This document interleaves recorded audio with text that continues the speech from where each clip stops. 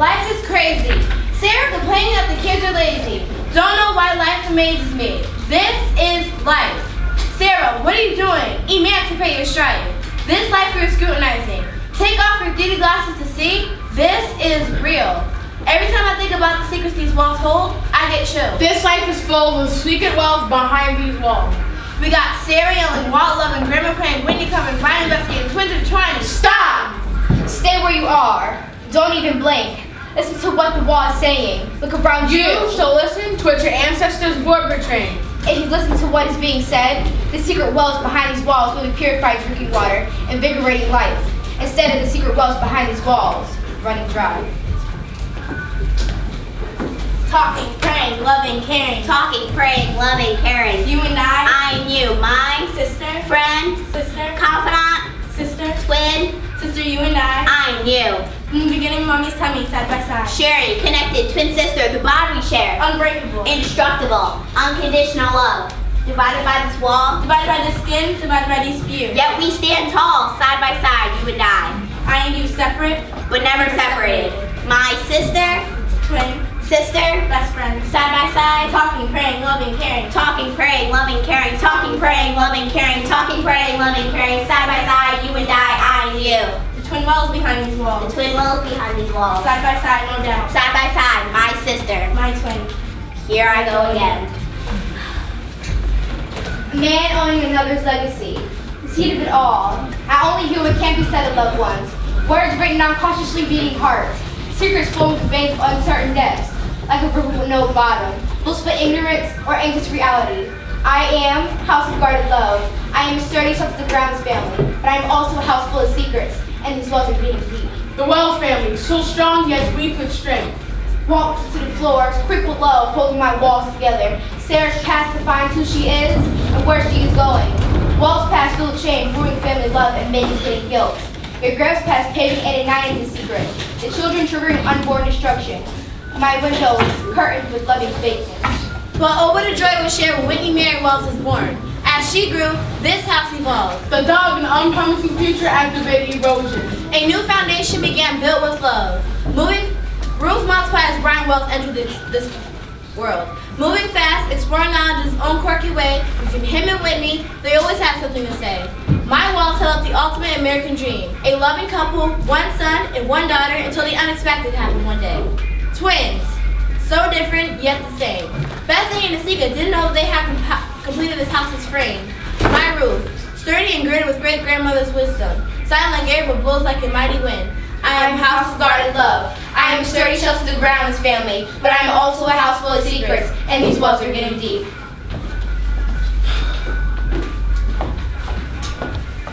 I have a secret that I'm ashamed about. I'm scared to let it all out. Sitting here thinking, what if I let them know the truth? Will things change under my roof?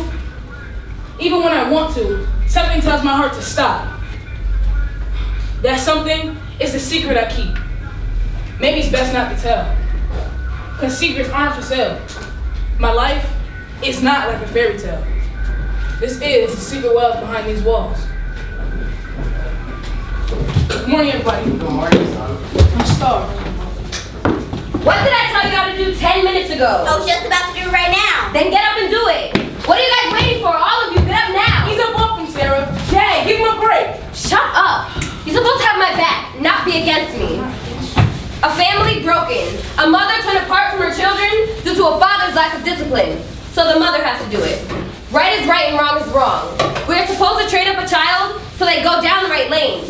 Yet instead of having my back, you allow me to be the only one causing them pain. In the past, children were put to work as young as age 4, with no choice, even if they're tired or hungry. Matter of fact, Walt, you're out of my grip. Sarah. Any disobedience will not be tolerated. My wall is up, so save yourself and get out of my Sarah, don't leave. Can't we just talk instead of argue?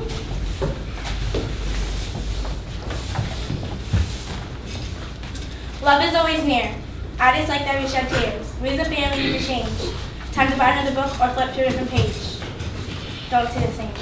You're right. This family needs to change. A change sounds good as long as I can have my own life. You're kidding me, right? I need you. I know you hear me. Whitney Mary Wells, I'm talking to you. Guys. Hey, Grandma. How are you? Hey, I'm good. But the question is, how are you? I'm doing okay. It's just, I don't want to fight anymore. I'm tired of it.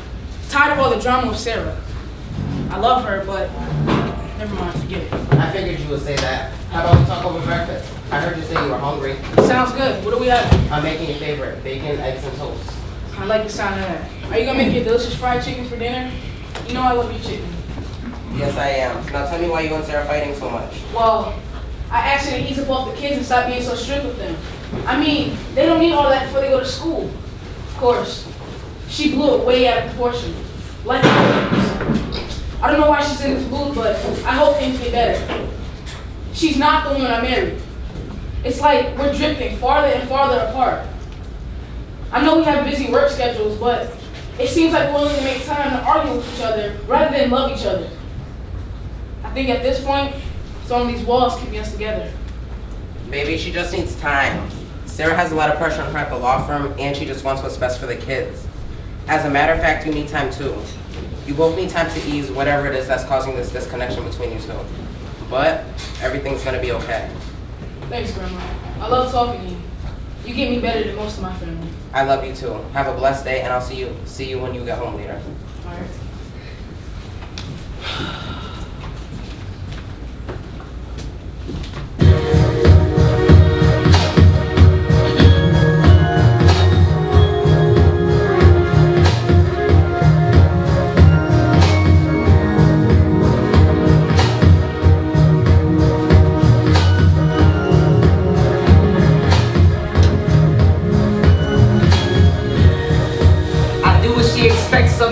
The star, but she's always trying to direct something, and she proceeds to be the person I believe could become the death of me, making me mad at when I need it. All I really need is her, but I don't feel that she deserves all the anger and the hurt I feel when arguments occur. Why are you so brainwashed from all the things you've heard? We may not be the same, but we can try new things, be a new type of couple, a hybrid. And if we together, why are we fighting and striking each other's hearts with so many violent words? You once said you loved me, and while the feelings hurt, it feels like lately we do the same thing. Not a day goes by where we're not arguing. And we can get by if you want so one-sided. But who knows, cause things change. Things change, change, change. There's always room to grow. Things change, change, change. But we don't have to let it go. We don't have to be alone. What's the problem? Relationships all got them, but us is different. We speak and don't listen. I just want what we missing, cause at times it feels like we here just to be here. What's the love that should be here? I don't see who I saw before, and you don't seem the same. Instead of trying to be alpha, you was who I died for and go out for. Can't you see your tripping got me tripping like a horror flick? There is no love if you're not a part of it. I want you, girl, and there is no other to bargain with. Can't you see that? No more negative feedback. Can we get what we lack? Cause you flipping, just relax and settle this and sit down. We know what we gotta fix now. It's love and independence. Let's make it legit now. Like, lately, we do the same thing. Not a day goes by where we're not arguing. And we can get by if you want so one-sided. But who knows? Cause things change. Things change. Change. Change. There's always room to grow. Things change. Change. Change. But we don't have to let it go. We don't have to be alone. We don't have to be alone.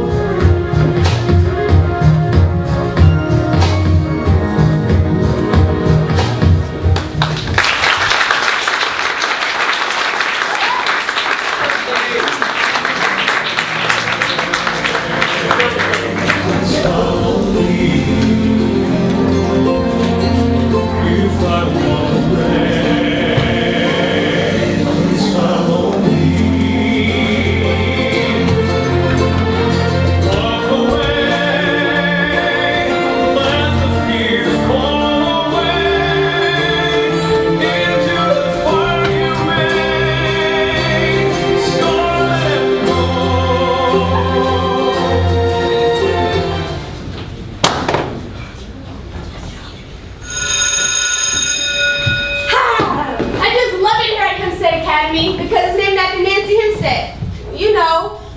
of Hempstead's great-great-great-great-great-great-granddaughters. She started one of the first integrated schools in Connecticut, and maybe the entire country. But we're still looking at it. You tell us that every day. Wow, I thought I was a nerd. See, I like the school because I heard Michael Jackson came here. Where did you hear that from? Oh, I heard some kids talking about it back in class. Do you really believe Michael Jackson went here? Well, I'm gonna go with my friends now, okay? No, you can't. We have heritage class together. Remember, it's Monday? Oh yeah, I hate that class. I find it kind of interesting. Me too, Nasika. Without our past, our identities are left undefined.